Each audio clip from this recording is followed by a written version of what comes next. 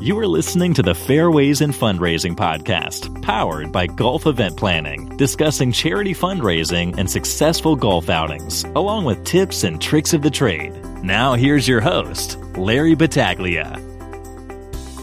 Hello, and welcome to Fairways and Fundraising, powered by Golf Event Planning. I'm your host, Larry Battaglia. This is episode number 5, and today we're happy to have with us a great lady, a friend of ours now for, I'd say, about 3 years. Does great work in the community, great family with the Magro Foundation, the founder, co-president, if I'm not mistaken, Terrie Magro. Nice to have you here, Terrie. Thank you, Larry. It's a pleasure.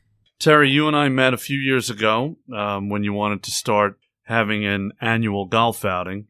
I want to talk to you a little bit about your story, your mission, and your journey with the Magro Foundation and how it came about with your son, Michael.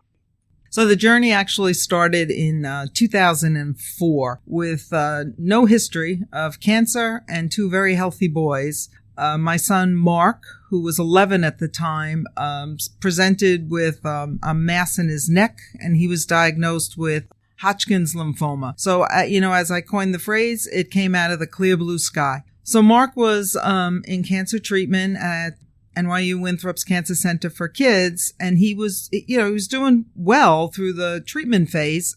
It's not an easy phase for sure. There's an awful lot that goes on, but he was doing well. Soon after, in May of 2004, the same year, one was March, one was May, Michael presented what we thought was the flu, brought him to the doctor. They said that it was pneumonia. They were treating him for pneumonia. And actually on June 7th of 2004, Michael was diagnosed with ALL, which is a form of leukemia. So, as you can imagine, devastated. The struggles were enormous with one kid in cancer treatment, and now I have 2 simultaneously. How old were the boys then? Mark was 11 at the time of diagnosis in March. He was actually diagnosed the day before his 11th birthday. And Michael was 13 and a half, and Michael was in 7th grade, Mark was in 5th grade. So we really were going from one pillar to post, so to speak. My dad, being in the radiology field, was bringing them back and forth to treatment. Paul was bringing them back and forth a little bit, but the burden of it, falls on mom and falls on a lot of other people somebody has to work to try and maintain, the life and the bills. So I had a much more flexible job. My clinical background, I'm a registered nurse, but I was working at the time I was doing sales for a diabetes supply company. So I was able to negotiate and have more time to go back and forth. So both of them were in treatment at the same time, both at the same hospital. It's basically, you do what you have to do. Exactly. And there's no script, unfortunately. No, you kind of pop up into mom and, for me, nurse mode. So, it's emotionally you're devastated, but you realize that I have 2 sick boys and I really need to do something to help these kids that have no idea what just happened to them. And the symptoms, as you said, were, you thought it was a simple cold or a flu. Yeah, exactly. Amazing. So obviously, from there now, it's definitely a struggle. You and Paul, courageous family. So Michael now, when did he pass? Michael was diagnosed June 7th of 2004, and he passed on July 30th of 2004. It was extremely aggressive cell when they did the testing, and he was in a very high risk group, mostly due to his age, because that's a very tough age with hormonal changes. And so the good cells, the bad cells, everything is multiplying and splitting. So it was, and the pneumonia put him into a much more compromised state. So he had a tough go. Mark never stepped foot into the hospital. He was treated as an outpatient the entire time of his treatment. Michael had very little time as an outpatient. Most of it was in the hospital. So Michael, How about his interests? He was, it's all in your logo. I guess he was a lacrosse fan. Michael, right? Michael was. He lived for lacrosse. He was a midi. He ran. Michael was just he was thin, very agile, a quick runner. Loved basketball. Loved lacrosse. Played a lot of sports. Played a lot of sports, and he also loved chess. He was just amazing. He was on the chess team, and he played competitively, actually, with a variety of his friends from Hicksville Middle School. They really got into chess, so his brain worked on many cylinders. Mike was one of a kind. He really was. His friends called him the peacemaker because he just wanted everybody to get along and to just have fun, and that was really his personality. Well, knowing you now for a few years, that sounds exactly like what I would expect your son to be like, because you definitely, I think you're a lot like him. Very outgoing. You never stop. You constantly are trying to help other children now going through very similar situations with the Michael Magro Foundation. So how do you take this tragedy and now turn it into something positive? When did that vision start? Actually, Larry, it started pretty early on, because as we were walking down this path, even prior to Michael's diagnosis, you realize the distress that's going on and how this diagnosis can break the family dynamics and can pull a family apart. And there's a lot of finger pointing, which should not occur, but there's still a lot of finger pointing. Yeah, you never hear those stories, but you're right. It's real life issues and concerns. It definitely is. And, now you have, if you're fortunate enough to have a 2-parent family, one of them has to take a leave of absence or possibly resign from a position, because the treatment course varies. It's set out for you, and you feel like you have a schedule, but then everything happens that changes things. So the way the child is responding to the medication will change, whether they're coming there for a simple blood draw and they're out in 10, 15 minutes and on their way back to school, or they say, wait a minute, those blood levels are low, and now you're here for 4 or 5 hours because we need to hydrate the child, and now we need to possibly give them a unit or 2 of blood. So you can't work and have all of that distraction going on at the same time. So the household bills, I found, really take a big... It's very tough. It's very tough to try and pay those bills. So when we decided to start... Health insurance only covers so much. Health insurance only covers so much, right? So the copays are very high, and we know the deductibles are extremely high these days. People can have deductibles of $6,000 and $7,000 if they're on a high deductible plan with their employer. You need to pay that first. It's very difficult. This is why, yeah, you're right. This is why the Michael Magro Foundation is so important and so worthwhile to donate to, because this money goes directly to help these families deal with these struggles. So it's exactly that. It's trying to help the families on a day-to-day basis, just maintain their family unit, be able to, maybe smile for the moment because somebody is helping them pay a utility bill that's behind by 3 months.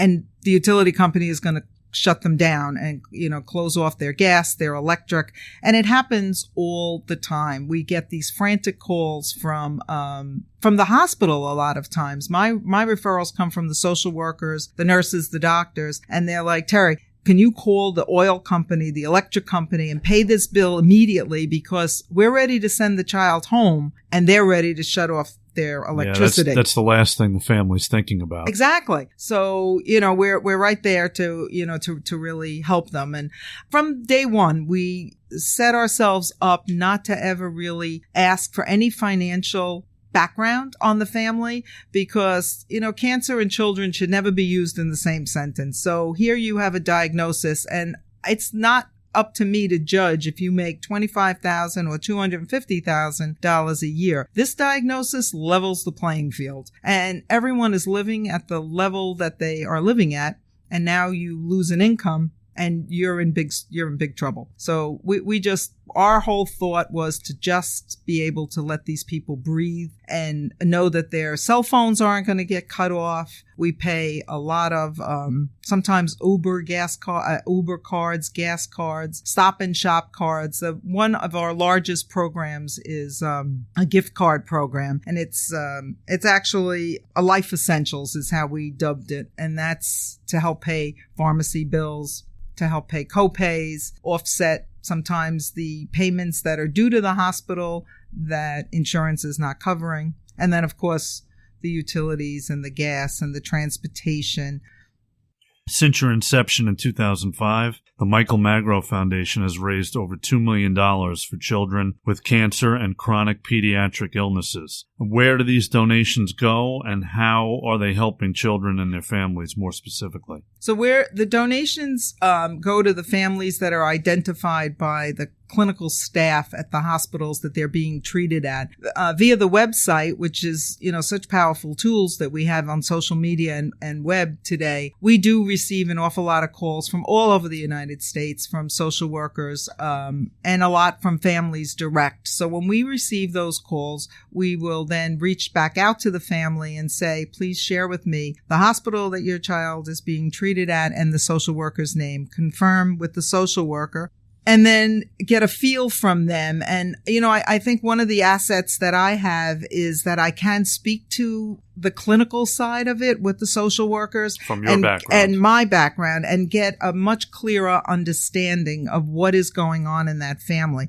And so the family is a unit, right? So we need to look at it as a unit. You cannot forget the siblings that are in that family, or maybe the extended people that are living there. This is true. It affects the entire family. The entire unit. So with that kind of background and learning from the social worker who else is living in this home and who else is affected and how old are those siblings, we can then help them as well with things as simple as maybe sending gift cards to a retail store that they can buy some clothes when school's starting, help them with school supplies, give them a gift card to a coffee shop in the area that they live in, and we research it out and find out what that is. Because even though it may only be $20 that one of the siblings is asking for, that $20 is kind of hard pressed at this time when you know that your mortgage is in jeopardy. And now everybody is focusing on the sick child. And so psychologically, the siblings are having even more difficulty and falling between the cracks. And now you have a lot of animosity going on in that family unit. So, Terrie, you do a lot of events during the year. I constantly see you fundraising. I know you just got back from Florida raising money. Florida was introduced to us a couple of years ago, about 4 or 5 years ago, by one of our board members, Sienna Wealth Advisors, that has an office in New York as well as in Naples, Florida. And they had been to a fundraiser at Golisano and really got to know the folks over there and started to talk about what the Michael Magro Foundation does. And Joe, being a board member from its inception, was able to speak to what our mission is. So we flew down on his recommendation, met the folks over at Golisano Children's Hospital, and started to speak originally with the people from development who were more interested in us helping with brick and mortar, and we were more interested in the families and working with child life specialists. So we changed gears as we were sitting there, met with some of the child life specialists and the social workers, and they were so amazed that they said,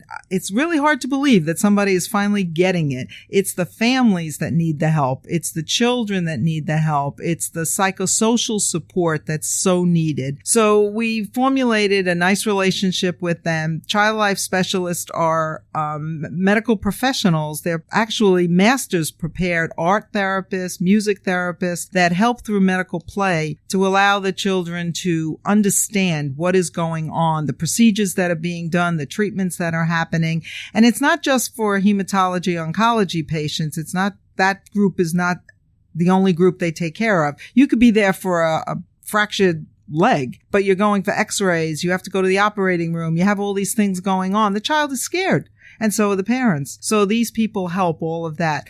The issue is that there is no coding through the insurance that we have. No code, no payment. So everything is fundraised for Child Life Specialist. And that is national. It's not just in our local area. So when we started speaking to them, we found out what some of their needs are.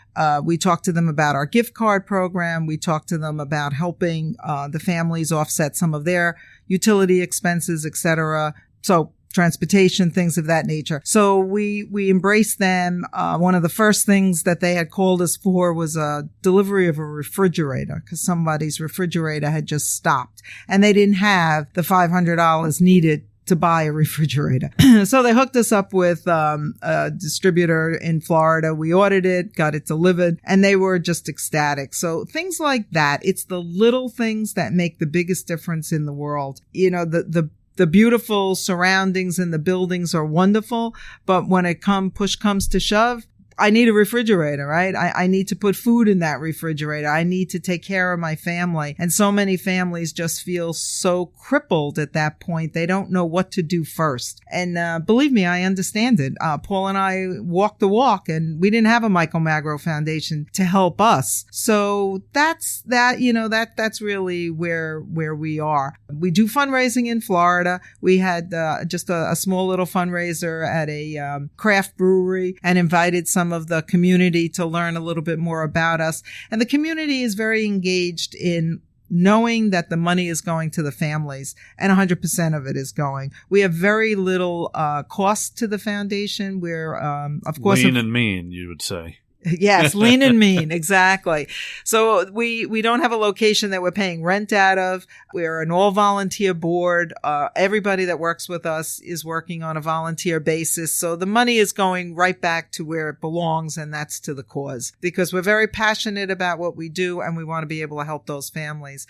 And we do see a lot of those families coming back to help us once they get back on their feet. So there's nothing more rewarding than having a family reach back out to you maybe 2 or 3 years later and say, you know, in 2012, you helped us through a crisis. Now we want to be able to help other families. So that's extremely rewarding for us. We hope you like this episode. Please remember to subscribe, rate, and review. We appreciate it. So you mentioned Paul, your husband, a now recently retired culinary chef, great man, always has a smile on his face. Again, I really don't know how you both do it. You're amazing people. Every year you have a chef's tasting at the Carlton in Eisenhower Park on Long Island. That only took place a little over a month and a half ago. So that's one of your funnest events of the year. That is.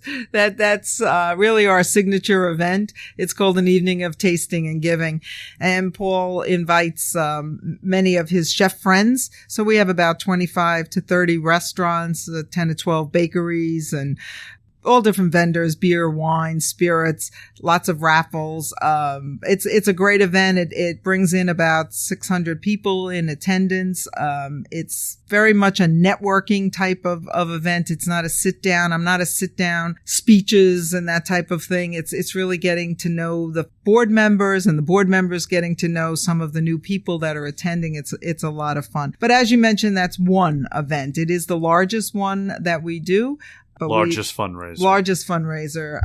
But now in second place and almost coming to first place is the annual golf is our annual golf event, which really is amazing. June 4th, 2020 at the Cold Spring Country Club in Huntington, Long Island, New York. We've now been there 3 years. The event has grown. I do want to touch on that and what a fun day it is, but also really what a compassionate day, people opening their wallets and helping the Michael Magro Foundation and their mission to directly helping these families. The event sponsor every year is actually a friend of your son's, Mark. Why don't we talk about Ryan Dempsey from the East End Group? Yes.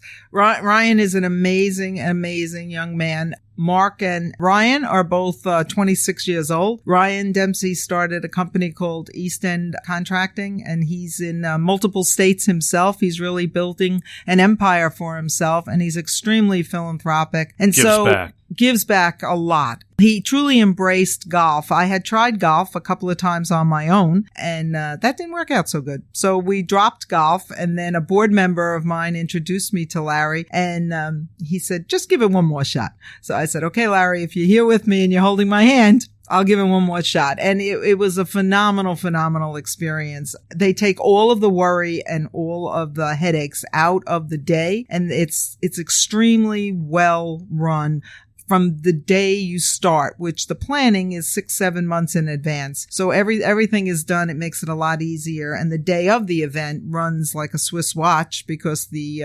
registration, everything is done. People are smoothly getting into where they need to be, enjoying the breakfast, etc. And Ryan has been our event sponsor since the beginning. So he, just to show you why I do so many different events. People like Ryan weren't necessarily interested in lacrosse. He wasn't a lacrosse player.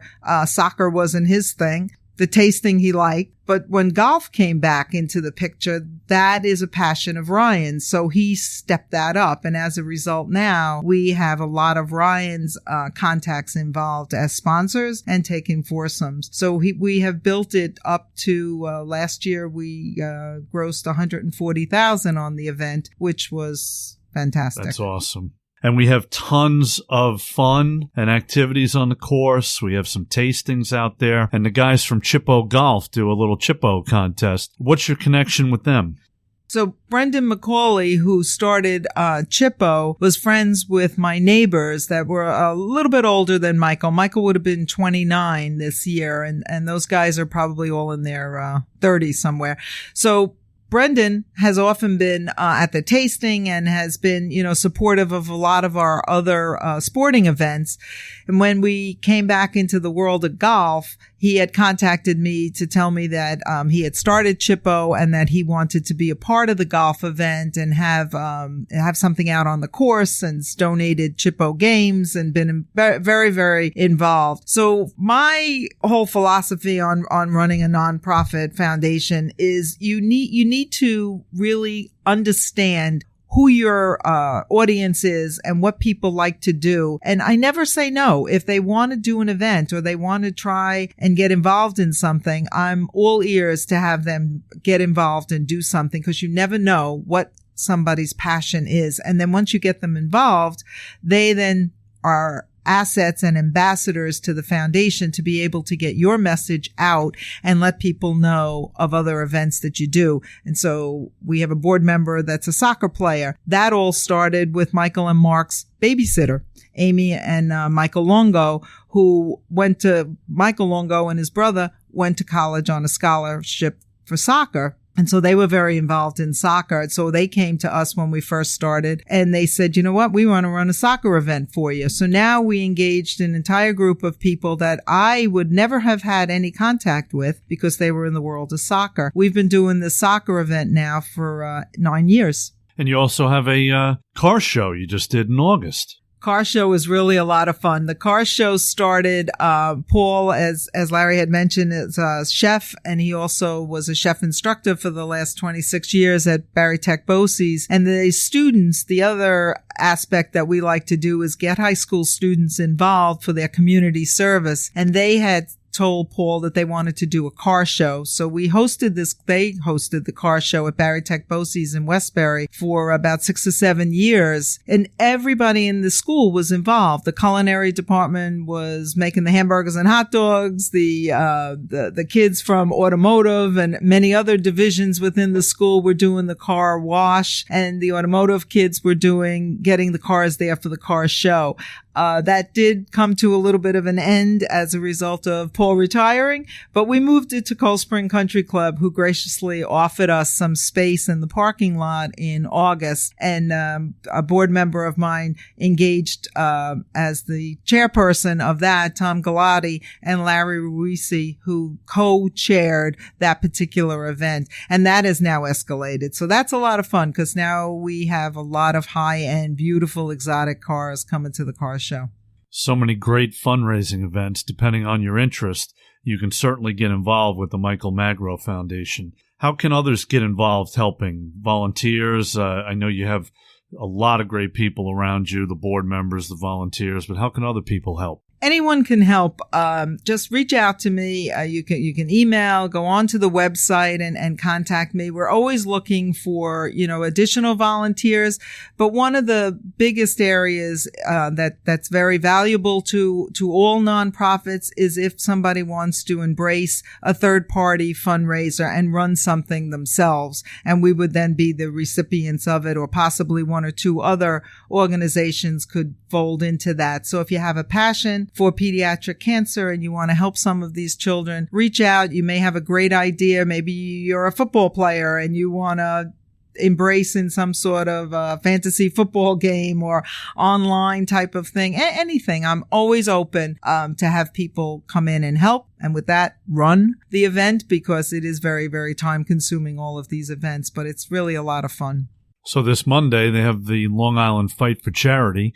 One of your board members has fought for you over the last few years, Chris Tombline. I remember we were at the event last year. We have, it's an annual event every year. Like I said, the next one is this Monday coming up at the Huntington Hilton. You get proceeds from that event as well. We do. And that's a great example of a third party fundraiser. So all of the fighters pick a charity, and a portion of what they raise is donated back to the charity, and a portion of what they raise is donated to Fight for Charity's main charity box that they have, and then they donate that out to other organizations. So that particular organization has raised over $1 million, and I think they're about 12, maybe 14 years into fundraising as well. Wow, that's incredible. So many people doing so many great things. And, for you with the Michael Magro Foundation, it's 24/7. It's 12 months out of the year. You're continuously trying to raise money and trying to reach your goals to help these families. What events do you have coming up? Well, coming up now, we're in the holiday mode. So we are basically collecting toys and donations to adopt families. So we adopt quite a number of families to give them checks for holidays, toys that we can donate to them once we have the ages of the kids, just so that they can have a lot under the tree, a lot to celebrate Hanukkah, if that's the holiday they're celebrating, food on the table, holiday time where they just don't have to worry about the fact that they really don't have hundreds of dollars to go out and spend on these kids. And always remember, we have those siblings that we need to take into consideration. That's right. Things that families and,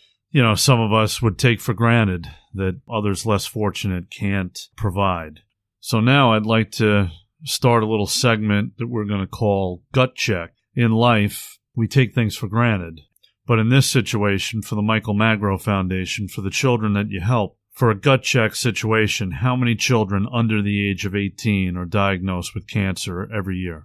Well, according to the National Cancer Institute and some other very large organizations, there are approximately 16,000 diagnoses of cancer between birth and 19 years of age. Globally, it's over 300,000 on an annual basis. So to break that down a little bit to numbers that, can really hit, every 3 minutes, somebody is being told that their child has cancer. Every 3 minutes. That's so devastating. It's extremely devastating. Every day there are 43 children every day diagnosed with cancer. 12% of those do not survive. So that's, the statistics have gone up. The average age of diagnosis is 6 years old. Leukemia is one of the big ones. Neuroblastoma is another one. But, we need to fight the fight. Again, the money that we raise is helping the families, but there are many very large organizations that are helping with research. And now that research is really coming to fruition because we're seeing survival rates close to 90% with some of the cancers that are out there, where in 2004, ALL, which was what Michael had, it was nowhere near a 90% survival rate. So they are making strides in leaps and bounds. We embrace that. I work with the Long Island chapter of Leukemia Lymphoma Society and try and help with that. But the lion's share, again, of our funds is going back to those families that every 3 minutes somebody is being diagnosed somewhere. So on an average, we donate out just to families a little over $200,000 on an annual basis. And that's not taken into consideration what we do for Child Life and the Child Life programs, our school reentry program. We have so many programs that are going on, but that's where your money is going. We keep people informed. I think that's another very important feature for us is at the end of events and at the end of the year, we'll put together stewardship reports and let people know where their money is going. It's tangible. You need to know. You know, some people say, I raised $1 million at this event, and what did you do with it? Yeah, so amazing, the Michael Magro Foundation, their mission, and what they're doing to help people. Please consider donating. Again, michaelmagrofoundation.com, and you can also find them on Instagram and see all the great work that Terrie does with the Michael Magro Foundation on Instagram at Michael Magro Foundation. Let's talk a little bit about Mark now. So Mark is a survivor. He's 26 years old, as you mentioned before. What is his status? I think he was diagnosed twice in his lifetime. He was diagnosed at the age of 11 with Hodgkin's. And one of the biggest issues with cancer survivors is that there are a lot of latent effects, and some of those latent effects can cause a secondary cancer or can cause another issue to occur. And post-radiation treatment at the time, again, going back to 2004, when they did a lot more radiation for Hodgkin's, they don't do that anymore. Now they don't even need it because they found that the radiation caused secondary effects. With Mark, he just recently had a hemithyroidectomy done, which means half of his thyroid was taken out for a non-malignant, thank God, mass that they found on his thyroid. But it was a direct correlation to the treatment course. But we learn as we move along. So every year that ticks by, we learn a little bit more. But Mark is doing very, very well. Extremely proud of him. You can imagine the difficulty that Mark had in 2004 and many years, and still, because it never goes away. But he was the survivor, and his brother passed, and this all happened within months. And remember, he was 11 years old. So that's a hard pill to swallow. It's a very hard pill to swallow. So we're very proud of his success. He's working for a kitchen build and design firm. He's doing fantastic. And he started to follow in his father's footsteps in culinary, but moved on to more of the hospitality and business side of the culinary world. He's doing very good. We're extremely, extremely proud of Mark. Truly amazing story. What a great family you guys are. I can't even imagine going through two children having been diagnosed with some form of cancer, to be doing what you're doing now, turning tragedy into such a worthwhile organization is really commendable. So again, it's the Michael Magro Foundation. Their annual golf outing is June 4th, 2020 at the Cold Spring Country Club. We hope you consider getting involved, golfing, taking a foursome, taking a sponsorship, tee sign, or maybe even volunteering. It's a great day, fun day for everyone. And we also raise a lot of money that night with our auction. Terrie gets some great things donated. Again, great people that she has around her. And it's really turned into a really incredible annual event that we're proud to be a part of. So again, Terrie, thank you so much for coming today and sharing a little bit of your story. Like I mentioned before, it's the michaelmagrofoundation.com. Again, great work that you're doing. Happy holidays, and good luck with your future events. Thank you. Thank you, everybody. We hope you liked this episode. Please remember to subscribe, rate, and review. We appreciate it. Thank you for listening to the Fairways in Fundraising podcast, powered by Golf Event Planning. We hope you enjoyed this podcast, and please remember to subscribe, rate, and review.